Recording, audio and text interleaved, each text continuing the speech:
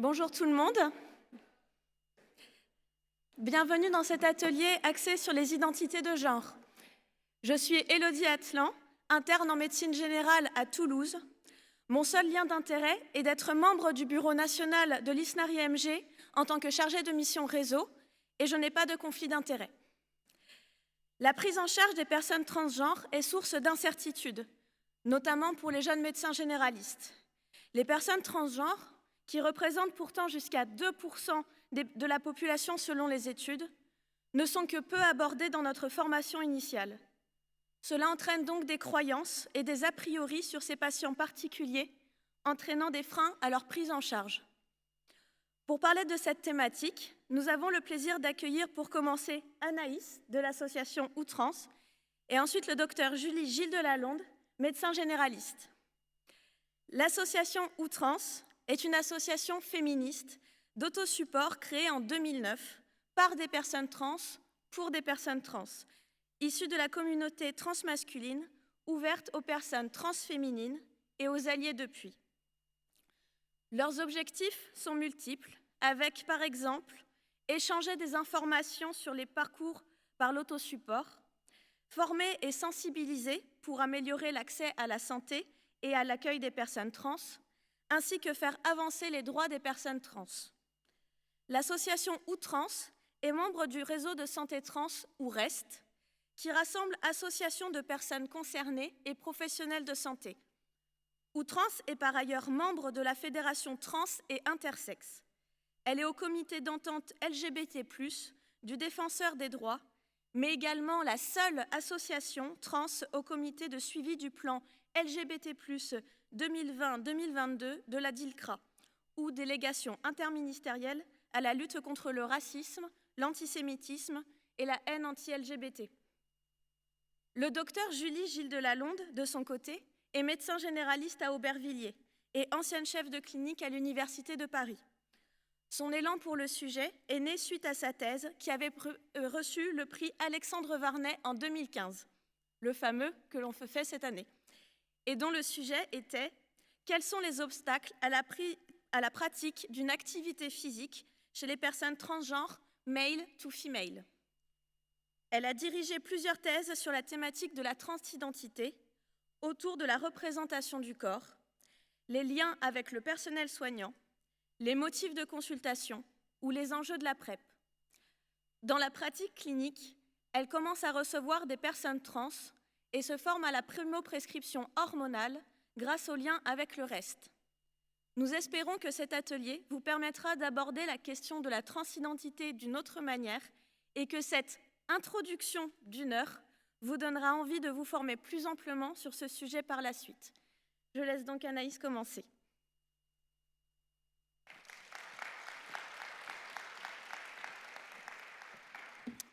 Bien, bonjour à tous et toutes. Merci de votre accueil. C'est électrique, c'est pas grave. Je suis donc Anaïs, je suis coprésidente de l'association Outrance, qui est une association, comme on l'a dit, d'autosupport pour les personnes trans. Et il y a cette chose un peu particulière quand on parle de transidentité. On est dans un des sujets où il est nécessaire d'expliquer de quoi on parle, parce que on ne sait pas trop ce que c'est. On a des termes qu'on utilise qui ne sont pas forcément les bons termes. On a des idées reçues aussi qui sont extrêmement fortes. Souvent, on n'a jamais rencontré de sa vie une personne trans. Vous en avez une devant vous. Bienvenue. Vous inquiétez pas, c'est pas contagieux. Et donc, du coup, au lieu de faire les interventions qu'on doit faire normalement en tant qu'association, c'est-à-dire de montrer les éléments sur lesquels il faut qu'on puisse avancer et peut-être avoir quelques revendications, parce que c'est un petit peu pour ça qu'on essaye de faire avancer les droits, on est obligé de faire toute une partie qui, vous allez voir, va prendre quasiment la totalité de mon intervention sur des définitions, sur expliquer de quoi on va parler, avant de pouvoir éventuellement rentrer dans le débat. Et forcément, en 20 minutes, je ne vais pas pouvoir vous dire grand-chose sur les revendications, malheureusement, mais sachez qu'elles existent et j'essaierai malgré tout de les aborder un petit peu. C'est pour ça qu'on va d'abord commencer par une partie de définition, de façon à ce qu'on soit certains et certaines, toutes et tous, de parler de la même chose quand on utilise un certain nombre de termes. Et quand on fait nos interventions, on essaye le plus possible d'avoir une partie d'introduction et d'interaction pour réfléchir sur 3 termes, sexe, genre et sexualité. Qu'est-ce que l'on en entend par ces 3 termes et surtout pour éviter les confusions entre ces 3 termes? Le terme sexe, nous, on l'entend comme un ensemble de données biologiques, les organes génitaux internes, externes, les chromosomes, les gonades, le fait d'avoir une production d'hormones, une production de gamètes. Et aussi, il y a un autre entendement en France qui est celui de l'état civil, parce que c'est le sexe qu'on dit assigné à la naissance, on parle d'assignation à la naissance à ce moment-là, qui est donné à l'enfant qui vient de naître par la constatation exclusive des organes génitaux externes. On ne va pas regarder le reste, on ne va pas faire de karyotype à ce moment-là, on ne va pas essayer de voir si les organes génitaux internes sont là et fonctionnels, on va juste se contenter de regarder les organes génitaux externes. Le sexe, il ne faut pas le confondre avec le genre. Quand on va parler de genre, on va parler d'une construction sociale avec des caractéristiques sociales qui vont faire qu'un individu va se sentir plutôt masculin, plutôt féminin, ou plutôt les deux, ou aucun des deux, ou successivement. Et quand on va parler de cette notion de genre, qui peut ramener un certain nombre de rapports de domination aussi, avec un certain nombre de stéréotypes aussi que l'on va appeler, on va aussi avoir deux notions complémentaires, celle d'identité de genre, qui pour le coup est celle qui va nous intéresser le plus en matière de transidentité. Il y a un indice d'ailleurs sur le terme transidentité, je vous laisserai le découvrir, mais donc l'identité de genre, vous voyez l'indice c'est un peu grossier, c'est en fait le ressenti personnel de chaque personne. Comment chacun et chacune se ressent profondément et individuellement. Est-ce que je me ressens plutôt comme un homme? Est-ce que je me ressens plutôt comme une femme? Est-ce que les deux, aucun des deux? En fait, c'est ce ressenti personnel que finalement personne ne peut ni diagnostiquer, ni détecter, ni par n'importe quelle grille de lecture essayer d'identifier pour une personne. Et donc c'est ce qu'on appelle le principe d'autodétermination qui est extrêmement central en matière de transidentité aussi. Personne ne peut savoir qui vous êtes mieux que vous-même. Alors parfois on a besoin de faire un peu le tri dans les informations et les émotions et les ressentis, mais globalement c'est ce ressenti profond qui est la base de l'identité de genre. Et cette identité de genre ne doit pas être confondue avec l'expression de genre, c'est-à-dire la façon dont on va montrer son genre aux autres, par ses attitudes, ses vêtements, sa façon de parler, sa voix éventuellement, le fait qu'on fasse du sport, qu'on ne fasse pas du sport, etc. Où là, on va appeler un certain nombre de stéréotypes de genre, et on va avoir un certain nombre de personnes pour lesquelles l'identité de genre et l'expression de genre vont être décalées tout le temps ou à certains moments, et on donne souvent cet exemple, que vous devez sans doute connaître, de Bilal Hassani, qui est un homme, qui s'identifie comme un homme a priori, donc qui a une identité de genre masculine, mais qui peut avoir une expression de genre extrêmement féminine. La troisième notion, c'est celle de sexualité. Malheureusement, excusez-moi, on est obligé de parler aussi de sexualité, en tout bien tout honneur, parce que souvent il y a une confusion qui se fait au niveau de la transidentité, on y reviendra tout à l'heure avec certains termes. Et les sexualités, elles sont aussi multiples pour les personnes trans que pour les personnes qui ne sont pas des personnes trans, et on va inclure dans les sexualités les orientations sexuelles et ou romantiques, les pratiques aussi sexuelles, ce que l'on fait avec son, sa ou ses partenaires, et même si les identités peuvent avoir... les sexualités peuvent relever d'une identité, homo, bi, hétéro, pan, etc. Le lien avec le sexe et le genre est finalement assez limité, si ce n'est dans les cases dans lesquelles on veut placer les gens. Et normalement, c'est à ce moment-là que je donne un petit exemple très personnel. Je vais me rendre compte que j'étais à l'écran en même temps. C'est à ce moment-là qu'on donne un exemple que je peux donner un exemple très personnel. Il se trouve que j'ai 51 ans, j'ai commencé ma transition il y a 3 ans, et je suis avec mon mari depuis 23 ans. Autant dire que pendant 24 ans, on était considéré comme un couple homo. Aujourd'hui, on est considéré comme un couple hétéro. Et c'est le seul niveau autour duquel sexe, genre et sexualité peuvent rentrer en résonance. Mais dans les faits, nous, on est strictement le même couple, on est strictement les deux mêmes personnes ensemble. Alors ces notions de sexe, genre en particulier, c'est pas nous seulement qui les inventons et qui les décidons de les utiliser comme ça. Là, on vous a fait une capture d'écran du site de l'Organisation mondiale de la santé et qui fait bien cette distinction entre le sexe, qui va se référer davantage aux caractéristiques biologiques, physiologiques qui différencient les hommes des femmes, et le genre, qui va évoquer des rôles déterminés socialement selon les cultures et selon les sociétés dans lesquelles on va être. Et souvent, un dessin vaut mieux qu'un long discours. On a ce genderbread person qui montre l'identité de genre au niveau du cerveau. L'expression de genre, c'est tout ce qu'on voit, c'est l'intégralité du bonhomme en jaune. Le sexe biologique qu'on va placer entre les jambes, mais qui ne se limite pas strictement à ça. Et puis, l'orientation sexuelle et ou romantique qui va être donc mise au niveau du cœur. Une fois qu'on a compris ces 3 notions, sexe, genre et sexualité, on peut se focaliser sur ce qu'est une personne trans. Et une personne trans, c'est une personne qui vit ou qui souhaite vivre dans un genre qui va être différent de celui qui lui a été assigné à la naissance. Vous vous rappelez de l'assignation qu'on a faite sur la constatation des organes génitaux à la naissance. Et seule l'autodétermination de la personne permet d'établir si cette personne est trans ou non. Et personne personne n'est qualifié, ni un médecin, ni un psychiatre, ni l'entourage, ni même une association comme la nôtre, pour déterminer si une personne est trans ou non. Il n'y a que la personne elle-même qui est apte à le déterminer. Alors, une fois qu'on a placé ces termes-là, il y a quand même un certain nombre de termes que l'on a sur le vocabulaire autour des transidentités qui nous semble important aussi de classifier, entre guillemets, entre les termes qu'on va utiliser et les termes qu'on va préférer utiliser. Si on dit qu'on ne les utilise pas, vous inquiétez pas, on ne va pas être derrière vous à vous taper sur l'épaule ou sur la tête si vous les utilisez. Et ça ne veut pas dire non plus que les personnes concernées ne peuvent pas les utiliser pour parler d'elles-mêmes. Ça veut dire que simplement, si vous voulez avoir une pratique respectueuse, je vais vous expliquer pourquoi on préfère ne pas utiliser ces termes, mais vous inquiétez pas, il y en a d'autres que l'on peut utiliser à la place. Et en particulier, tous les termes qui tournent autour des termes transsexualisme, transsexualité ou transsexuel, qu'on va récuser pour plusieurs raisons. D'abord parce que historiquement, ce sont des termes qui sont liés à la psychiatrisation des transidentités. On parlait de syndrome de transsexualité ou de syndrome de transsexualisme, comme on a parlé de syndrome de Benjamin, de dysphorie de genre ou d'incongruence de genre, qui sont autant de termes pathologisants de la transidentité qui n'est pas, ou qui n'est plus en tout cas considérée comme une pathologie. L'autre confusion qu'il peut y avoir avec les termes autour de transsexuel, transsexualisme, etc., c'est qu'on va faire une confusion entre la sexualité et on va dire on peut être homosexuel, hétérosexuel et transsexuel, comme si c'était une sexualité, comme si c'était les pratiques, alors qu'on parle d'identité.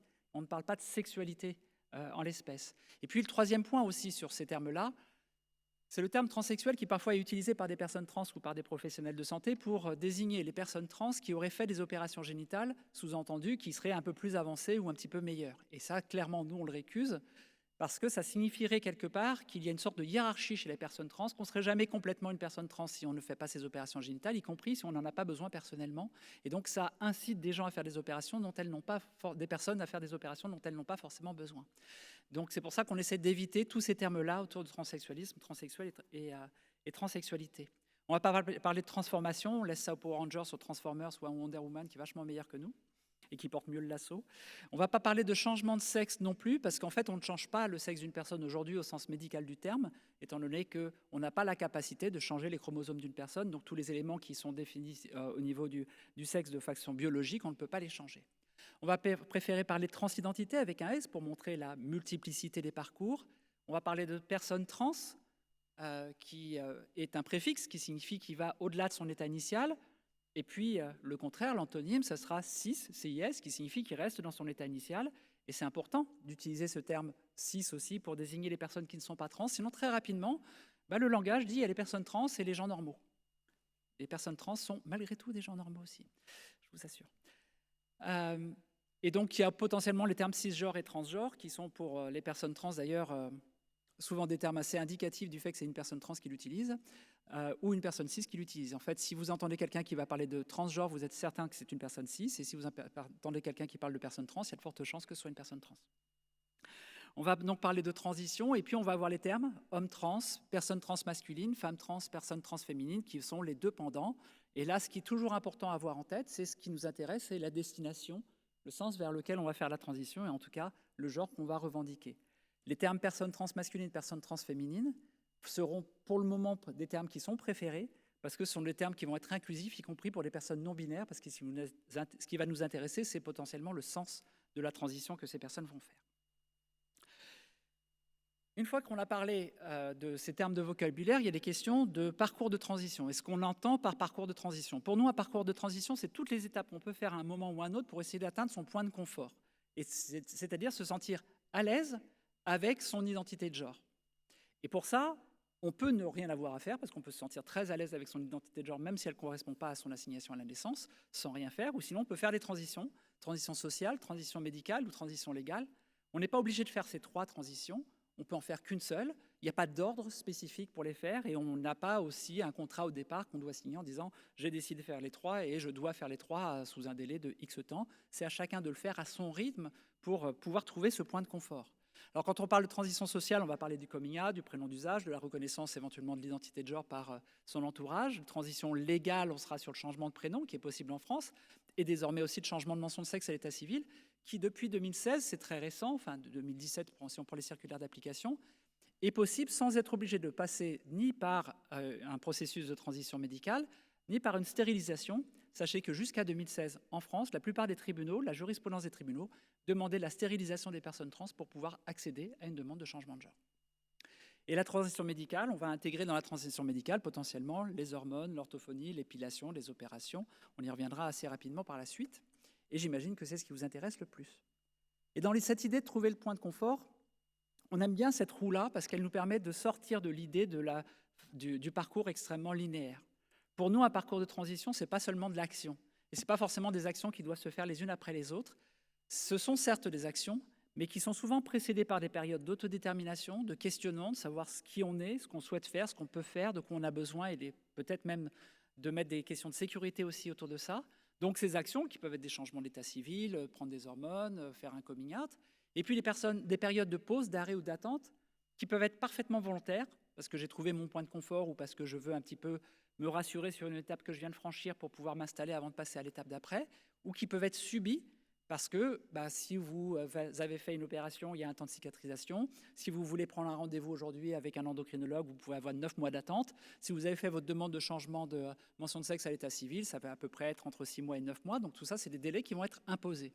Mais ce qu'on veut vous faire entendre aussi là-dedans, c'est qu'une personne qui arrête sa transition, ce n'est pas une personne qui renonce complètement à son identité de genre, et ce n'est pas une personne qui doit se détricoter complètement. C'est simplement une personne qui trouve son point de confort à un moment donné et qui peut à un autre moment, du coup, repartir dans sa transition s'il ou elle le souhaite, éventuellement revenir un peu en arrière s'il y a des étapes qu'elle a fait ou qu'il a fait qui sont peut-être trop avancées par rapport à ce que cette personne pensait.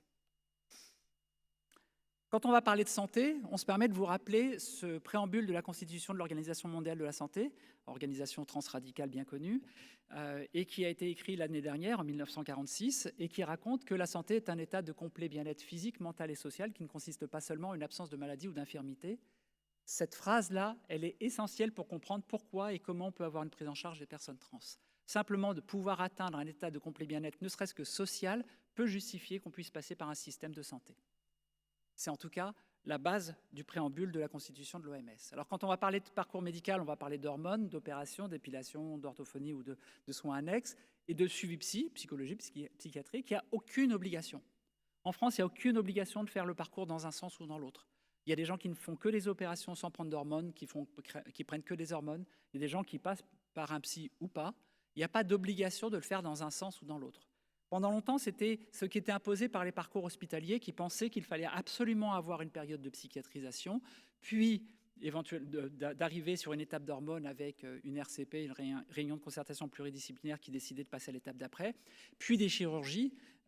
Et autant vous dire que quelqu'un qui, dès le départ, disait « moi, je ne veux pas d'hormones, je ne veux pas de chirurgie », restait à l'étape psychiatrie pendant pas mal de temps. Heureusement, ça, c'est en train d'exploser peu à peu, même si ça prend encore un peu de temps et même s'il y a encore beaucoup de résistance avec des associations qui essaient de continuer à se monter pour garder ces parcours très linéaires et finalement très stéréotypés de ce que pourraient être des transitions. La dépsychiatrisation est un élément essentiel. En France, depuis 2010, théoriquement, on n'est plus censé être obligé de passer voir un psychiatre pour pouvoir avoir une prise en charge dans le cadre de l'ALD. On était jusqu'en 2010 prise en charge pour sa transition sur l'ALD 23, qui était l'ALD des troubles mentaux. Et depuis 2010, depuis une circulaire de la ministre de la Santé de l'époque, on est en ALD 31, ALD hors liste, donc il n'y a plus de nécessité de passer par une évaluation psychiatrique préalable. Malheureusement, aujourd'hui, beaucoup de médecins demandent cette évaluation psychiatrique avant d'accepter de prendre en charge les personnes trans, et encore beaucoup de CPM demandent de le faire. Et puis, si on va plus loin, on a eu la révision de la classification internationale des maladies de cette organisation transradicale de l'OMS et qui a sorti les transidentités qui étaient classées en troubles mentaux avec le terme dysphorie de genre et qui l'a classé dans les troubles de la santé sexuelle. On se demande encore ce que ça fout là-dedans, mais c'est déjà vachement mieux que les troubles mentaux, avec ce terme d'incongruence de genre. Donc, théoriquement, depuis le 1er janvier 2022, en tout cas, tous les pays de l'OMS doivent appliquer au moins cette règle-là, et la France est censée l'avoir anticipée depuis 2010, mais malheureusement, on a encore une psychiatrisation qui reste très forte, même si elle n'a aucune base légale et donc désormais aucune base médicale non plus. Je ne vais pas rentrer, parce que je n'ai pas le temps, dans le détail des critères de dysphorie de genre, mais sachez simplement qu'on évite d'utiliser la dysphorie de genre comme terme pour la transidentité, pour résumer la transidentité, parce qu'elle suppose qu'il y ait forcément une souffrance pour accepter la prise en charge d'une personne trans. Or, on a le droit d'avoir une prise en charge sans qu'on soit obligé d'en arriver à la détresse cliniquement significative qui est rentrée en plein dans la définition de la dysphorie de genre selon le DSM-5. Malheureusement, on n'aura pas le temps de faire tout, donc je vais avancer un peu plus rapidement et simplement vous sensibiliser sur les conditions de vie des personnes trans. avec ces chiffres-là qui sont malheureusement une triste réalité aujourd'hui pour les personnes trans, avec une insécurité pour les plus jeunes sur le chemin de l'école qui est 5 fois plus élevée pour les personnes trans par rapport aux personnes cis, des tentatives de suicide qui sont 6 à 7 fois plus élevées. On a même des chiffres qui disent qu'au moins 50% des personnes trans ont fait une tentative de suicide dans leur vie, ce qui par rapport aux personnes cis, c'est juste un chiffre complètement délirant. On a 64% des personnes trans qui ont eu des relations sans préservatif contre 34% des personnes cis. Et là, on est sur des 14-17 ans sur cette étude-là. C'est-à-dire qu'on est sur des très jeunes.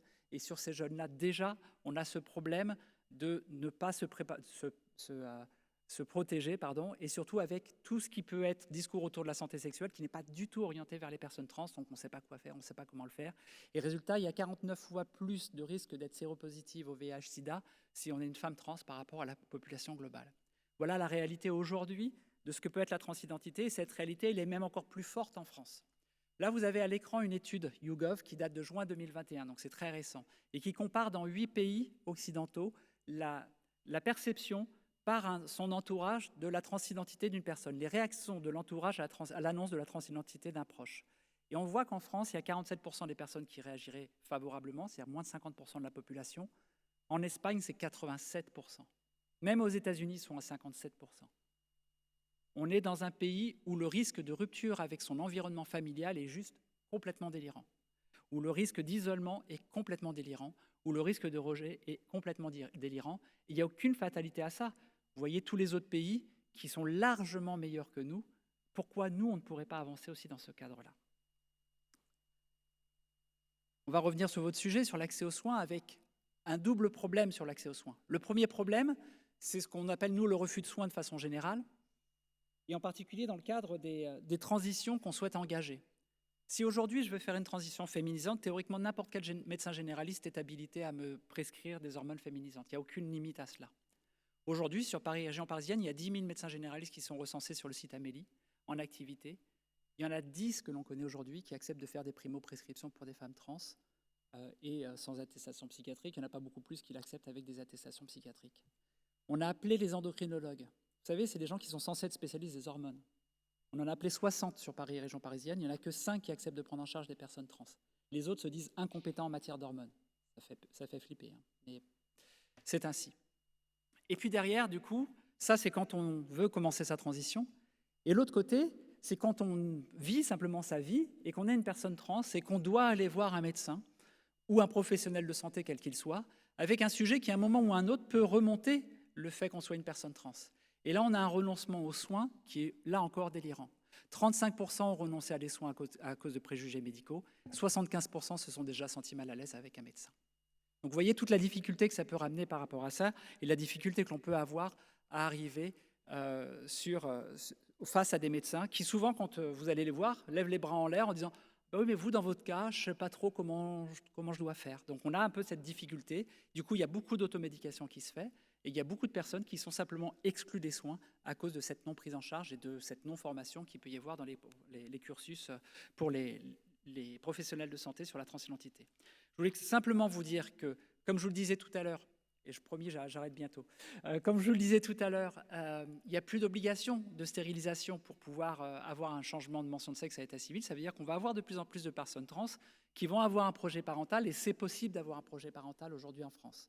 C'est possible de le faire par des voies entre guillemets naturelles, c'est possible d'être accompagné là-dedans, et si vous êtes intéressé, il y a un podcast qui s'appelle « Les pieds sur terre » sur France Culture, avec un épisode qui s'appelle « Enceint », qui résume en 25 minutes de façon parfaite ce que peut être ce projet parental pour un homme trans.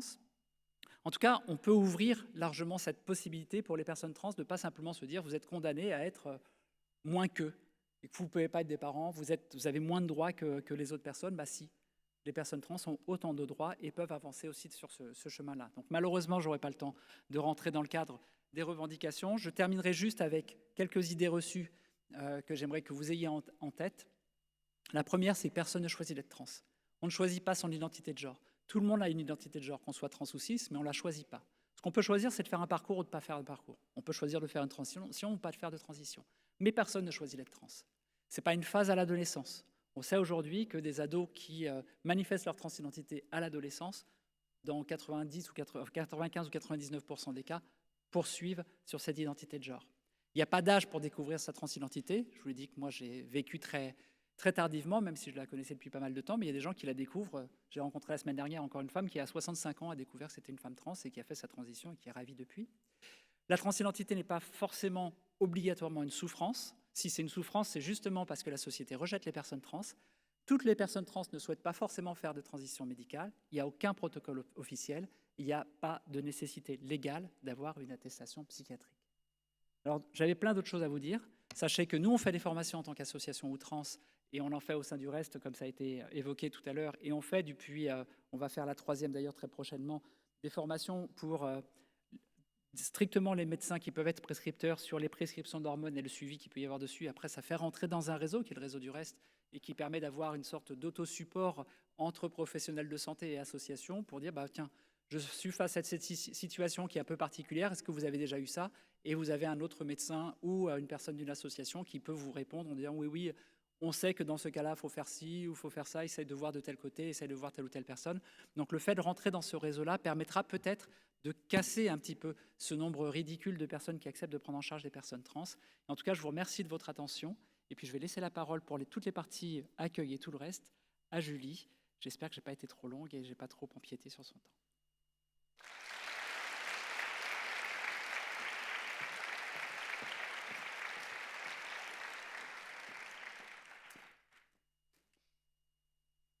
Donc, merci beaucoup Anaïs. Effectivement, il y a beaucoup de choses à dire et 1 heure, ce n'est pas toujours suffisant. Donc j'espère que ça vous a donné en tout cas envie de vous former au sein du Reste. Donc je laisse maintenant la parole au docteur Julie Gilles Delalonde.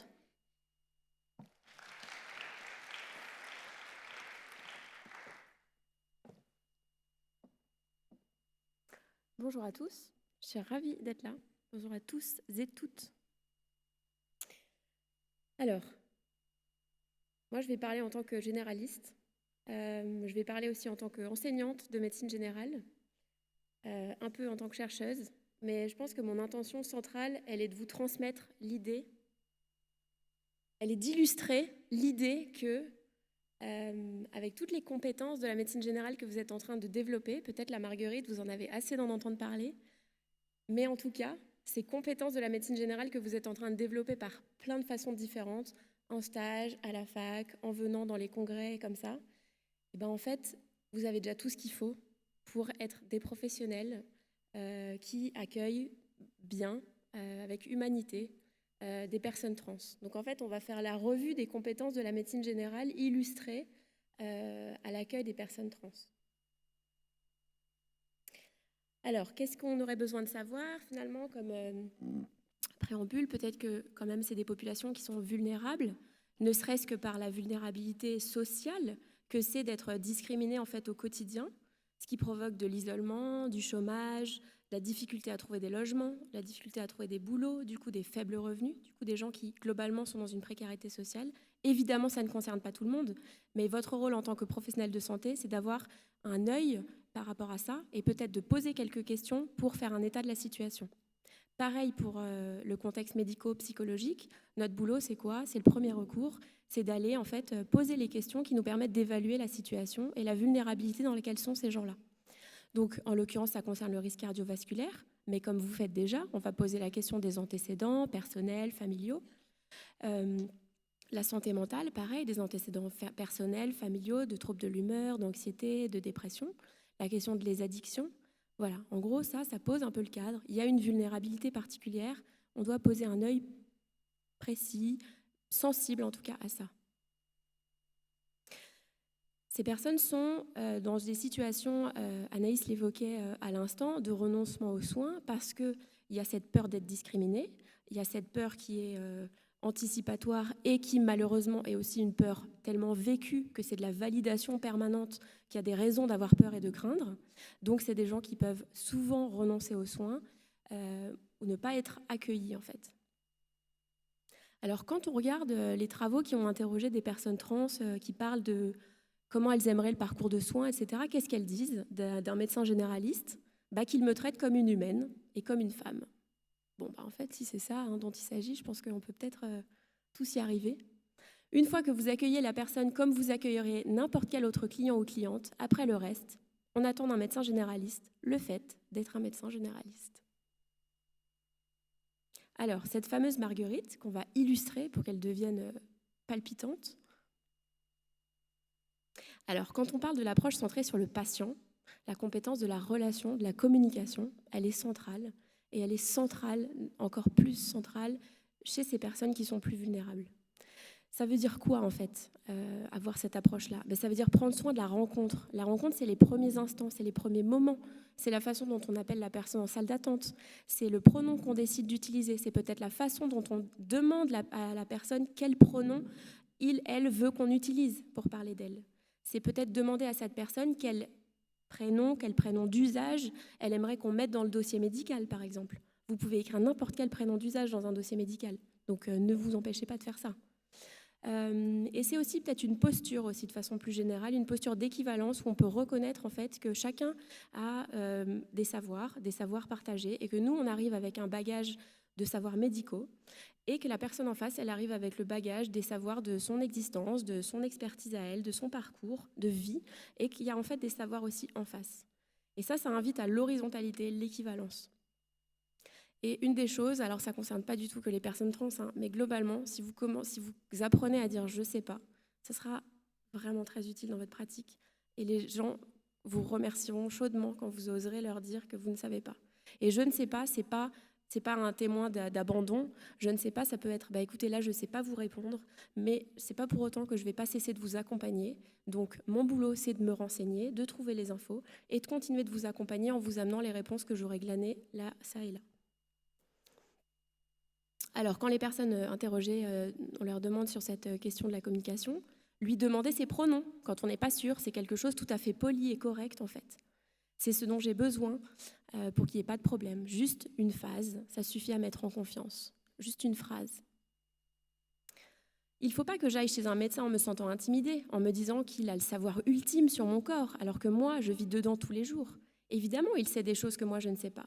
Mais s'il se met à ne pas croire ce que moi je lui dis sur mon ressenti, alors la relation n'est plus d'égal à égal et plus d'humain à humain. Elle est juste d'un médecin à un objet médical. Et je dis le mot objet parce que ça me touche de t'imaginer qu'il y a des gens qui se sentent en fait comme ça vis-à-vis de professionnels de santé que nous sommes. Alors ça, c'est un graphique que j'aime bien, qui est issu d'un travail de communication en santé, en fait, de Marie-Thérèse Lucier et Claude Richard, des Québécois qui ont beaucoup travaillé sur la communication en santé, et qui montre en fait qu'en fonction de l'affection bénigne ou grave, ou d'un problème aigu ou chronique, en fait, la posture communicationnelle, la posture d'expertise du soignant, elle est modifiée. C'est pas du tout la même expertise qu'on a besoin d'amener pour quelqu'un qui est en train de faire un infarctus, un AVC aux urgences, versus une personne qui, depuis plusieurs années, chemine, se pose des questions sur sa maladie, sa condition, son identité. Donc en fait, quand on est dans le bénin, le chronique, alors ce qui m'embête un peu, c'est de parler de la transidentité comme une pathologie, ce qui n'en est pas une, mais en tout cas, on peut utiliser ce graphique pour comprendre qu'on peut tout à fait être dans la collaboration, c'est-à-dire qu'il n'y a pas d'urgence, il n'y a pas de gravité, donc on peut être dans cette horizontalité de reconnaissance mutuelle des savoirs. Quand j'avais affronté ce remplaçant de mon médecin, j'ai ressenti clairement du dégoût. On sentait qu'il voulait se débarrasser, que je m'en aille vite, et c'était vraiment pas une expérience agréable. Parce que là, d'un seul coup, on se dit, bon, clairement, je suis un monstre, visqueux sans doute. Je sais pas s'il a peur que je lui saute dessus parce que j'ai des besoins sexuels d'un seul coup, irrépressible envers les médecins remplaçants, mais c'était vraiment très dur à vivre comme moment, très très difficile. Alors on passe à la compétence des premiers recours, urgence. C'est quoi notre boulot de généraliste ? Accueillir toute personne qui vient pour sa demande, premier recours, on est la première interface avec le système de santé. Et ça, c'est aussi savoir recevoir des motifs de consultation standards, en fait. C'est pas parce qu'on est une personne trans qu'on vient tout le temps pour la transidentité chez le médecin. Donc là où il y a de respect et d'humanité, c'est aussi de considérer juste la plainte pour ce qu'elle est et pas entrer dans un débat sur la transidentité alors que la personne a, par exemple, mal à l'œil, comme c'est témoigné dans ce verbatim. Quand je viens en consultation pour quelque chose, par exemple, si je consulte pour mon œil, que la consultation se déroule en rapport avec mon œil et que je n'ai pas de questions en rapport avec ma transidentité, alors ce n'est pas le sujet de la consultation. On avance avec l'approche globale, la complexité. Alors cette compétence, c'est quoi ? C'est qu'en fait, nous, on est capable avec nos questions, avec notre vision des choses, avec notre évaluation de la situation, d'identifier ce que c'est que la complexité. La complexité, c'est qu'en fait, on ne voit pas des problèmes de santé, on voit des personnes qui ont des problématiques sociales, médicales, psychologiques. Et du coup, c'est ça la complexité, c'est que pour peut-être un problème de santé identique, en fait, la complexité est qu'il y a une infinité de situations qui peuvent se proposer à vous, parce que en fait, chaque personne est différente. Donc là, le boulot, c'est d'évaluer notamment le contexte de vie. Voilà, cette personne vient vous parler de sa transidentité. C'est pas la même chose d'être peut-être dans un milieu où c'est totalement accepté, la famille est présente, CSP++, le boulot, tout va bien, etc., versus quelqu'un qui subit de la discrimination énorme, qui a été expulsé de son logement, qui a perdu son boulot, je ne sais. En tout cas, ça, c'est notre travail avec des trans ou d'autres personnes d'évaluer cette situation. Donc il y a une image que je trouve assez parlante, c'est la grossesse. La grossesse, c'est un état physiologique, c'est pas une maladie, et ça expose quand même à des risques particuliers. Donc ça peut mettre dans un état de vulnérabilité particulier. Donc on peut prendre cet exemple pour illustrer aussi la question de la transidentité. Alors sur la notion de la continuité des soins, le suivi, la coordination des soins, il y a beaucoup de boulot aussi à faire pour bien accueillir les personnes trans. Déjà, la continuité des soins, c'est arriver, nous, à un moment donné, du parcours de soins des gens. Donc c'est déjà en fait évaluer comment s'est passé le parcours de soins jusqu'à présent. Et en l'occurrence, là, il va y avoir souvent beaucoup de choses à dire parce que ce parcours, il peut être vraiment semé d'embûches et les vécus, ils peuvent être très difficiles, voire traumatiques. Donc déjà, en fait, de pouvoir accueillir ces gens-là, leur laisser la parole, leur donner de la crédibilité au discours, c'est déjà en fait énorme.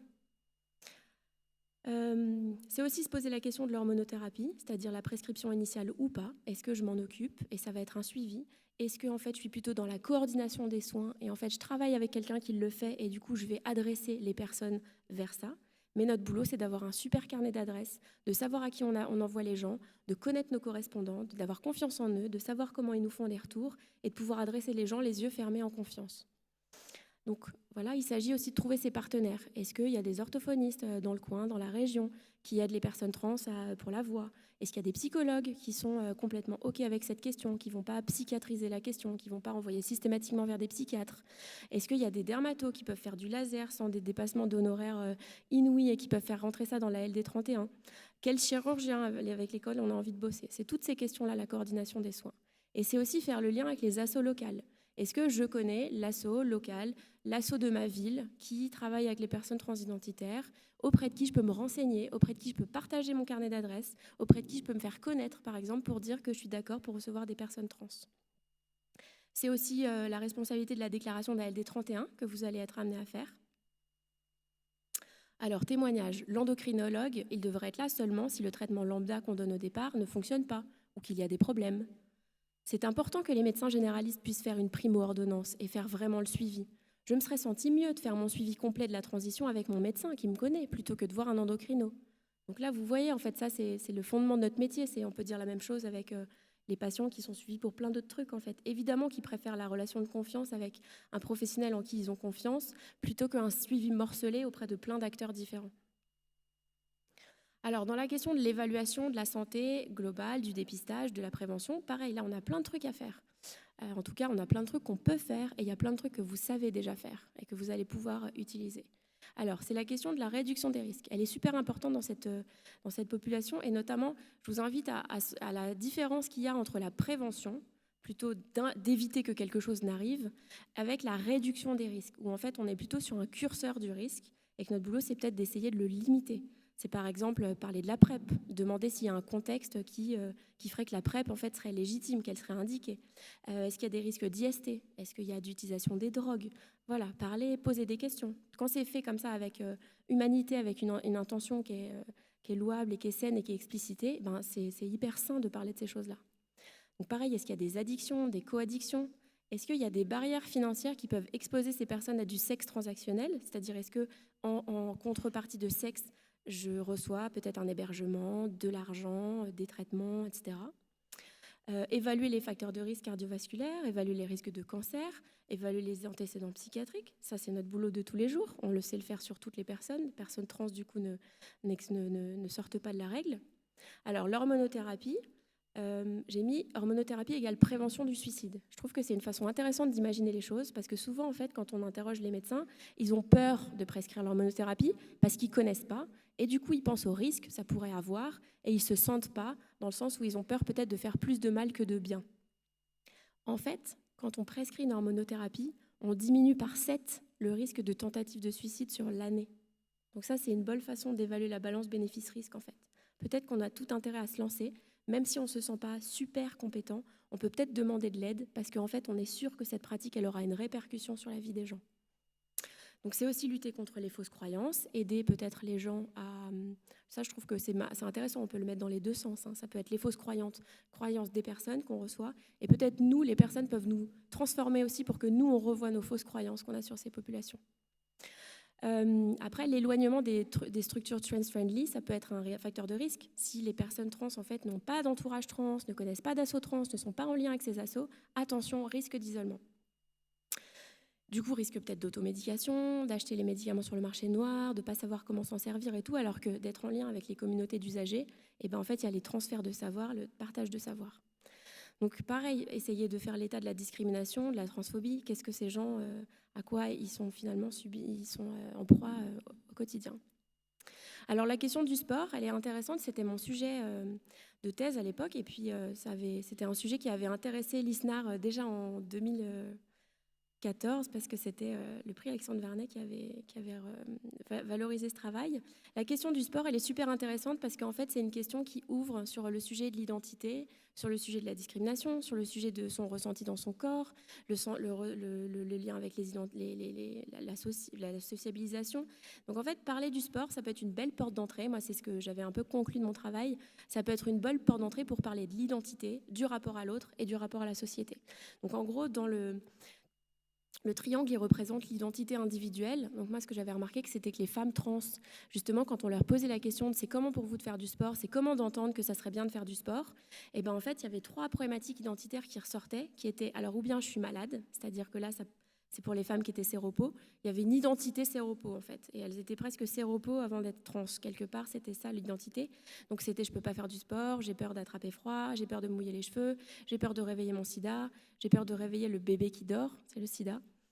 Il y avait aussi la question de l'acceptation. Donc ça, c'était plus un public militant, activiste, etc., où en fait, il y avait une identité d'activiste et de militant au niveau identitaire personnel.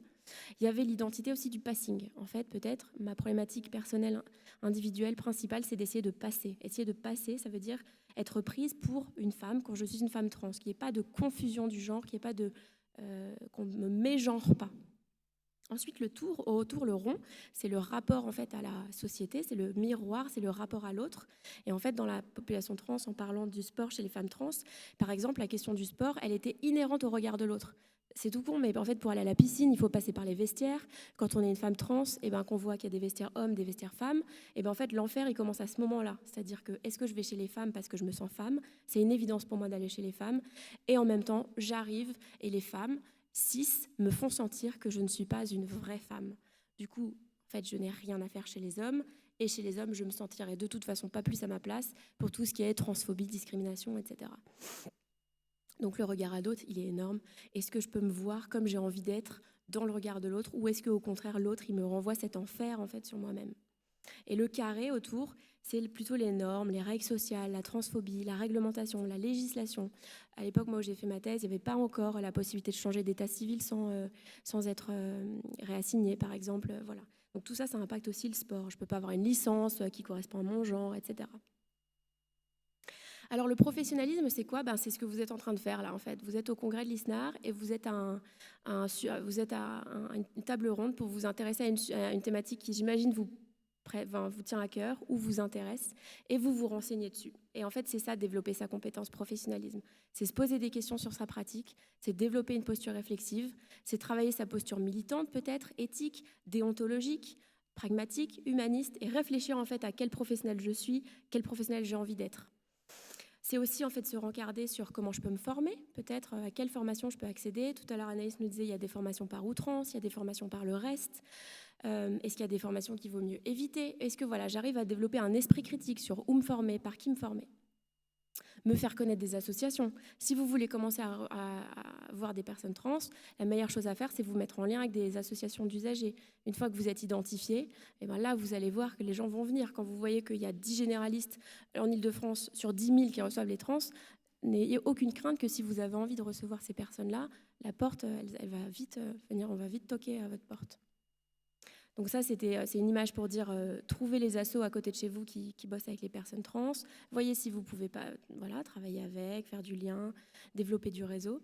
Ça, c'est le réseau de santé trans, le REST, un réseau initialement conçu côté Bretagne, qui mêle et des professionnels de santé sensibles à la question trans et des personnes concernées.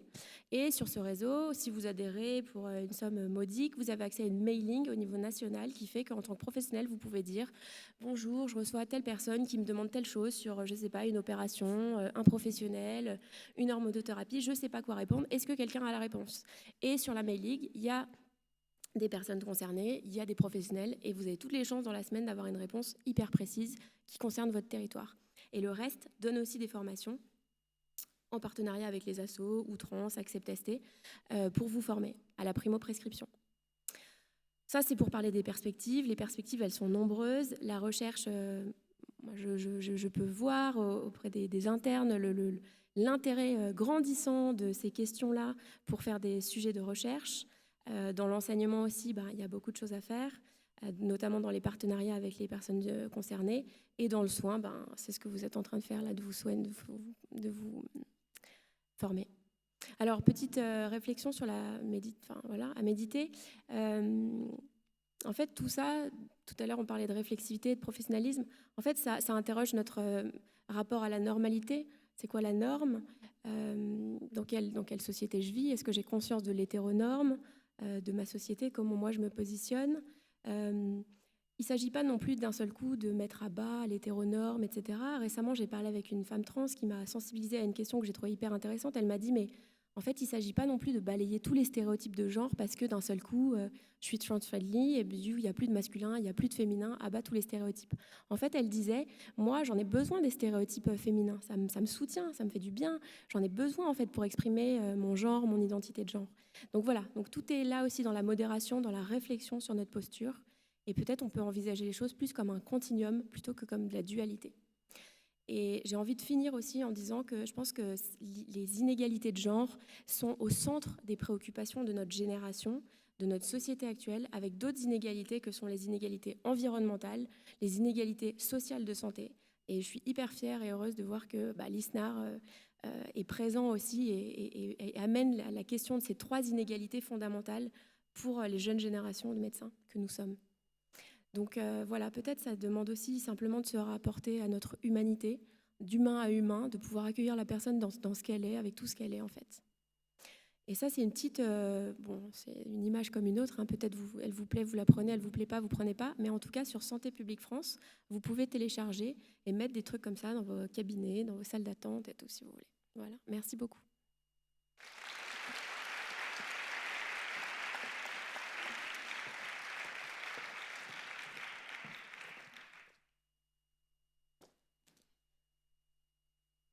Merci Julie. Donc du coup, on va avoir quelques minutes pour des questions. Donc n'hésitez pas, si vous avez des questions, on a un petit peu de temps.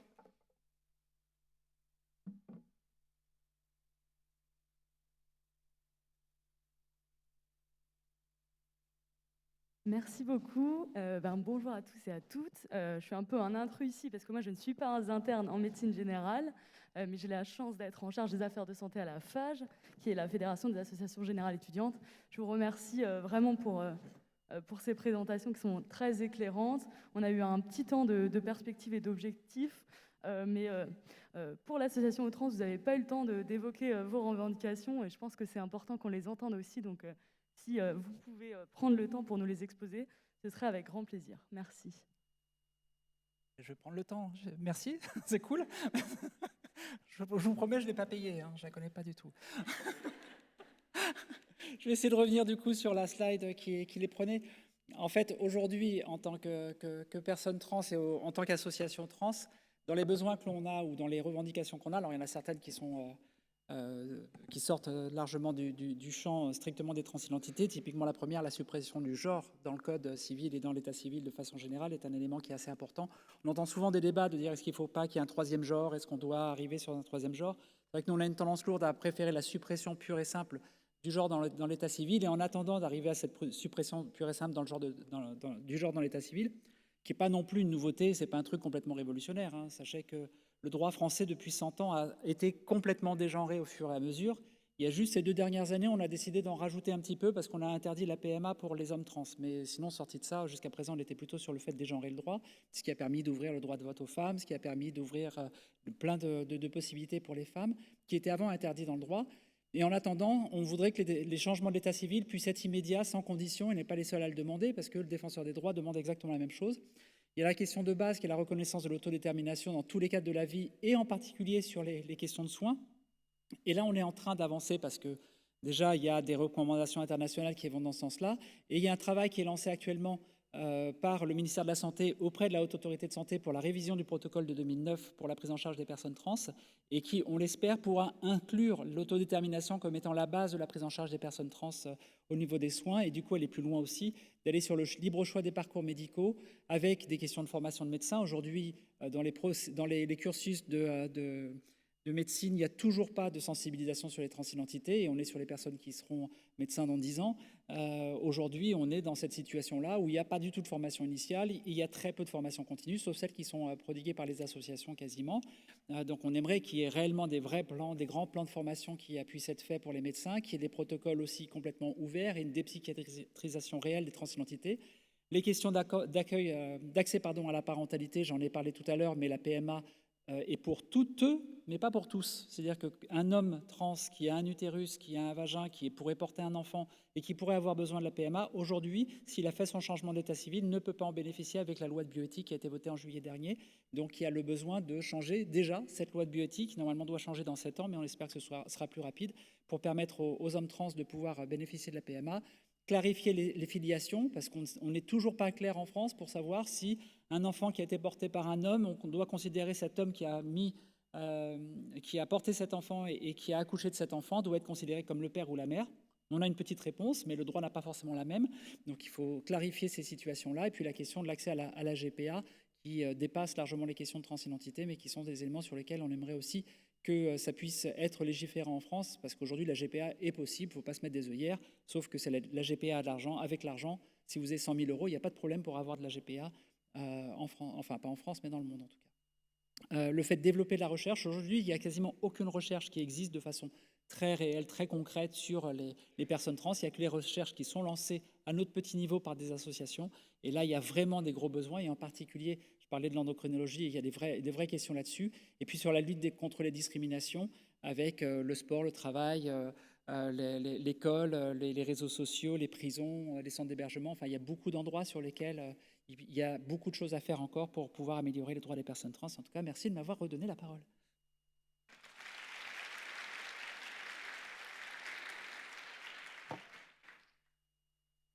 On a le temps pour 2 petites questions à peu près avant de conclure.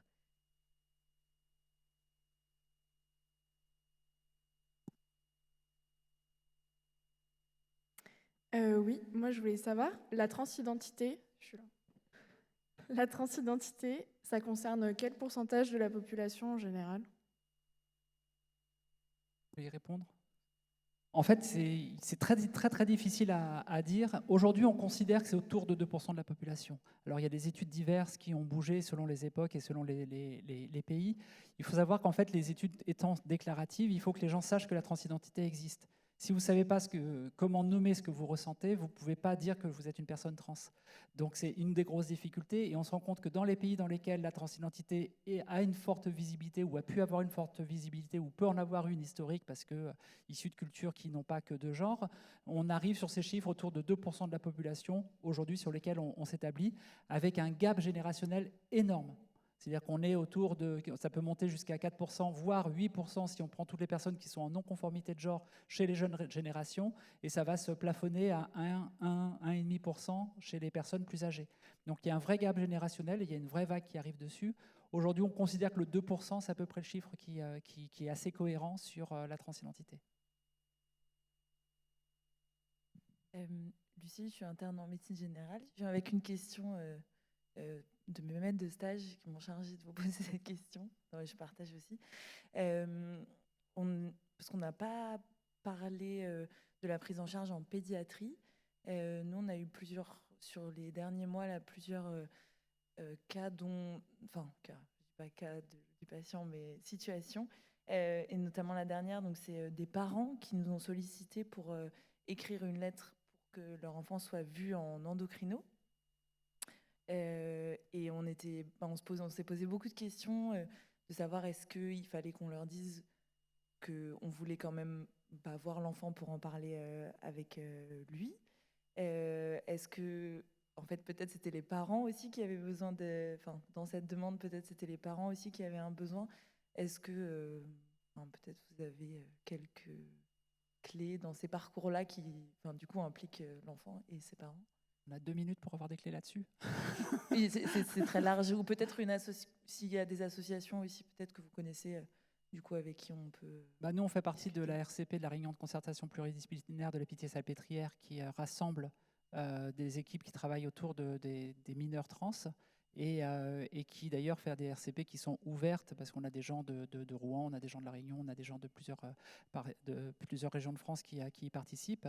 Ce que l'on sait aujourd'hui, malheureusement, on est dans un circuit qui psychiatrise pour les mineurs systématiquement. C'est-à-dire qu'on est obligé de passer par un pédopsychiatre pour pouvoir arriver après par la suite à des prescriptions hormonales, alors que légalement, il n'y a aucune limitation à cela. Il y a un projet qui s'appelle Trajectoire Trans pour lequel on a un financement de l'Agence régionale de santé, de la Fondation de France avec la Pitié-Salpêtrière et les 3 associations EST, Accept ST et ou Trans, qui permettra de développer la prise en charge par les médecins de ville des mineurs trans sans être obligé de passer par l'hôpital, sans être obligé de passer par des équipes psychiatriques, sachant qu'à partir du moment où c'est manifesté par l'enfant, encore une fois, on fait une distinction entre avant la puberté et après la puberté. De manière, avant la puberté, on ne fait rien. Médicalement, on ne fait rien avant la puberté. Donc, il faut attendre la puberté. Et on sait que quand on a une manifestation après la puberté, elle est largement durable. Et on veut surtout casser un peu cette idée de penser que c'est une sorte de falaise du haut de laquelle on doit sauter quand on commence à avoir une prise en charge pour la transidentité. C'est aussi des expériences qu'on peut faire. Ce n'est pas grave de prendre des hormones. C'est largement réversible. Moi, j'ai eu pendant 38 ans de la testostérone. Ça ne m'empêche pas qu'on me dise madame dans la rue et à la boulangerie. Et ce n'est pas grave. Franchement, je m'en suis remise. Enfin, en tout cas, j'essaye de m'en remettre. Mais tout ça pour dire qu'on se fait souvent un monde et on essaie de se dire c'est un truc complètement indépassable et on n'y arrivera jamais. Et il faut du coup, on se met ceinture bretelle de tous les côtés en disant il faut voir 50 000 personnes, il faut revoir l'enfant 10 fois, il faut s'assurer que ce soit durable, il faut s'assurer qu'il y a une base de souffrance, il faut s'assurer de beaucoup de choses finalement, alors qu'en fait, il n'y a pas besoin d'autant de sécurité, entre guillemets. Simplement écouter et accompagner en prenant le temps de cela, c'est possible. Alors, on n'a pas le temps de rentrer dans les détails malheureusement, mais en tout cas, c'est l'idée générale. Du point de vue de la médecine générale, ce que j'aimerais rajouter, c'est que déjà notre boulot, c'est de pouvoir accueillir ces demandes-là, accueillir les inquiétudes et des parents et de l'enfant, peut-être recevoir les parents d'un côté, l'enfant de l'autre, que l'enfant il puisse sentir qu'en fait il y a un cadre à un moment donné qui est sécuritaire, qui est non jugeant, où il peut déposer un peu tout ce qui lui passe par la tête sur ces questions-là, en fait, peut-être même des choses sûrement qu'il n'ose pas dire à ses parents. Etc. Donc déjà d'être cet espace de confiance. Et après, c'est vrai que là, c'est hyper précieux dans la coordination, d'être en lien avec ces services, par exemple cette grande cohorte que mène la Pitié, pour pouvoir aussi discuter entre soignants de ces situations cliniques qui sont forcément éminemment complexes parce qu'elles ont plein d'impacts sur plein de gens, etc. Et que c'est normal qu'elles nous mettent en difficulté si on se sent seul à les gérer. Donc, c'est vraiment l'intérêt aussi de se regrouper. Et là, le reste, qui propose du coup des formations, a mis en place un système aussi de groupe d'échange de pratiques pour qu'on puisse en plus arriver avec des situations cliniques et pouvoir discuter avec ces gens qui sont sur la mailing et les personnes concernées et les professionnels pour dire voilà, moi j'ai pas envie de rester seule avec cette situation, j'ai vraiment envie d'en parler, elle est éminemment complexe, j'ai besoin de votre aide. Bon, merci beaucoup. On va du coup devoir s'arrêter là malheureusement.